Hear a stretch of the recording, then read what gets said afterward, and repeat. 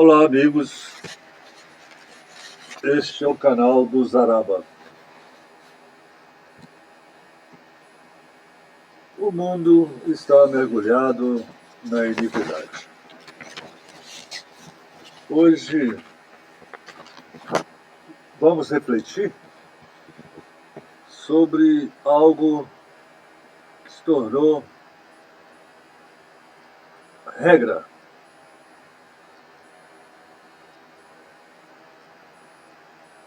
Enquanto deveria ser exceção.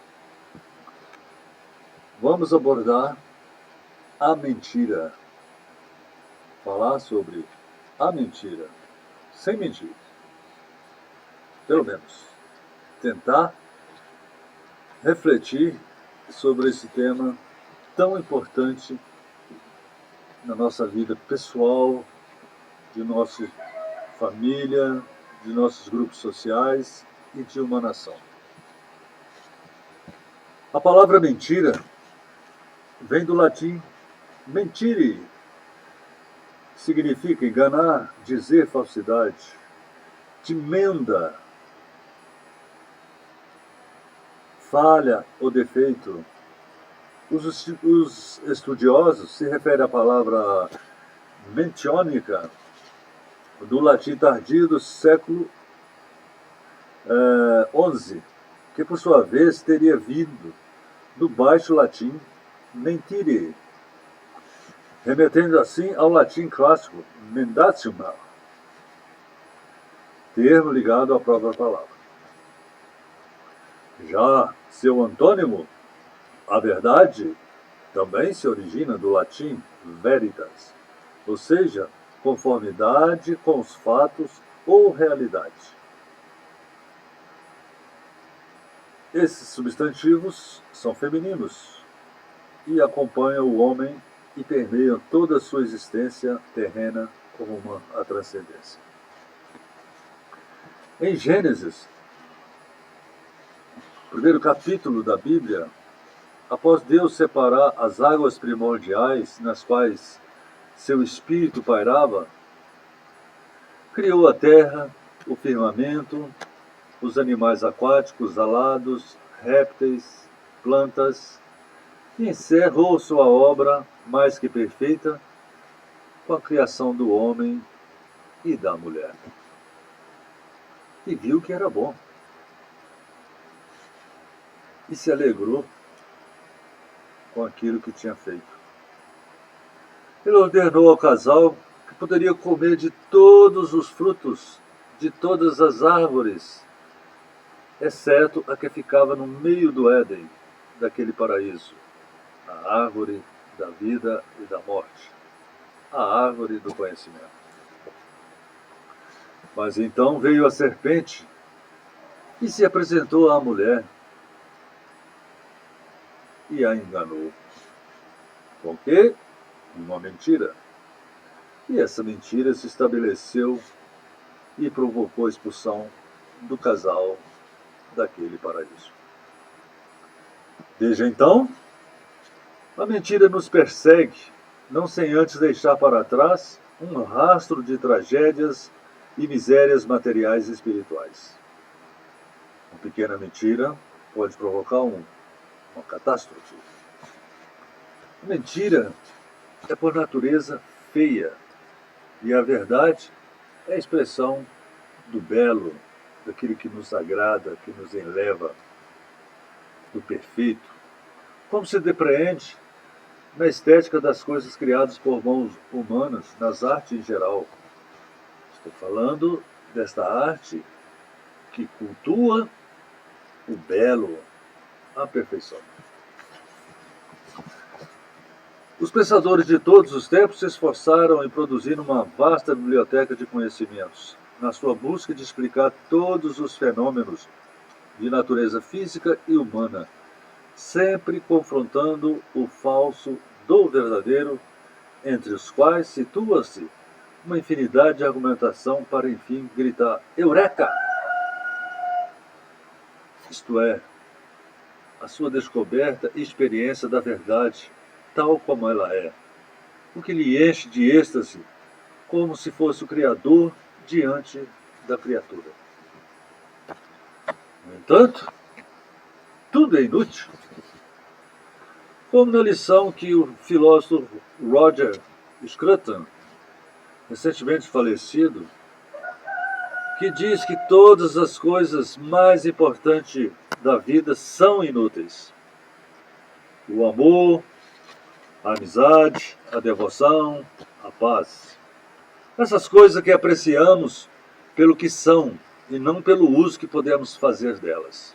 Sim, nós precisamos das coisas inúteis, uma vez que precisamos aprender como encontrar valores intrínsecos. E então, o mundo tem um significado para nós e não apenas uma utilidade, arremata o filósofo. Ora, quais são esses valores intrínsecos de que fala o eminente pensador britânico, senão a verdade de e em cada coisa? A mentira, da qual Satanás é o pai, domina as relações humanas, a sua sociedade e o mundo em geral. Quando na balança com a verdade, essa se sobrepõe, então há pujança no desenvolvimento econômico e social, que se expressam na produção de uma rica cultura, de beleza, de conteúdo, de formas. Por exemplo, um casamento baseado na verdade, casamento entre homem e mulher, óbvio, resulta na fidelidade, no respeito mútuo e produz bons frutos, os filhos, que são sinônimos também de alegria, de felicidade, de prazer. O mesmo não se pode dizer de uma união entre sexos iguais, que por si só é uma mentira e abominação diante do Criador. Certamente seja pelo desprezo à verdade é que um povo mergulha de cabeça na decadência. No exemplo da prevalecência de ideologia que desfigura os valores que nos legaram a cultura cristã. O mundo está cada vez mais feio, exceto em locais onde se conservou a beleza. A modernidade, a despeito dos avanços tecnológicos, ignora os valores e apenas vê a utilidade efêmera de suas obras, contaminando os indivíduos e confundindo-os na percepção entre o falso e o verdadeiro. Vejamos as ciências, as tais ciências, os tais cientistas. É um primor de produção de mentiras,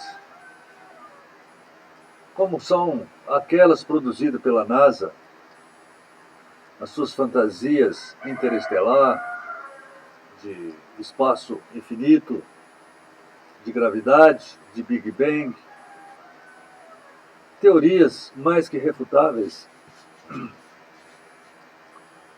que se apresenta verdadeira no papel, mas impossível de se realizar num simples experimento. A ciência, de verdade, é baseada em experimentos que possam ser repetíveis. A teoria de Einstein, como o próprio autor disse, jamais poderia ser provada. Como a matéria escura, a energia escura, que a ciência jura existir, embora os mesmos cientistas afirmam que ela é impossível de ser medida e mensurada, de ser medida ou de ser percebida pelos sentidos e até mesmo pelos os mais modernos aparelhos. Eles dizem que 95% do universo é composto de energia e matéria escura. Resta aí de 5% da matéria que nós percebemos pelos nossos sentidos. Também vemos isso nas artes em geral. Como estilos ditos musicais, na verdade, ruídos estressantes, maléficos, que impelem uma multidão à histeria, ao consumo de álcool, de drogas e ao sexo pelo sexo, à promiscuidade, pode ser chamado de arte. É uma mentira. Como uma peça teatral na qual a cena que se desenrola no palco é um círculo de homens pelados, unidos pelo nariz e o ânus, possa ser confundida com arte. É uma mentira. O que falar de uma performance num museu de prestígio, mas em franca decadência, de um homem nu para ser acariciado por crianças? Se há beleza nisso, só partindo de uma mente pedófila e doentia. Ou então, uma exposição de quadros com cenas de pornografia e zoofilia não expressa igualmente a mentalidade de seus autores, possuídos por demônios com graves distorções psíquicas? Exposições essas voltadas para estudantes, para crianças, uma inversão total. E um filme usado por ideologia política para ferir o mais profundo âmago dos cristãos, ao rebaixar a família sagrada a uma forma tão vil como fez o grupo Porta dos Fundos, amparando-se numa suposta arte humorística e num conceito deturpado de liberdade de expressão. Tem algo de belo nisso? Igualmente, no que se supõe ser um documentário intitulado Democracia em Vertigem, de uma autora de mente pétrea, que inverte todo o sentido da realidade do objeto de estudo, falsificando até mesmo as provas. Não obstante, tal, entre aspas, obra de arte é indicada a uma estatueta do Oscar, símbolo máximo da Academia Americana de produção de fantasias, a ilusão personificada, a mentira estampada nas telas. Na mente desconstrutivista, a premissa é a mentira. Visa tão somente preparar o caminho para planos terríveis de perseguição, escravização e até mesmo a eliminação de grupos sociais que as ameaçam, como uma comunidade conservadora ou cristã, pelo simples fato dela crer em Deus, no seu Filho Jesus, que é o caminho, a verdade e a vida. O vilipêndio, o desprezo, a ridicularização, ela antecede o genocídio.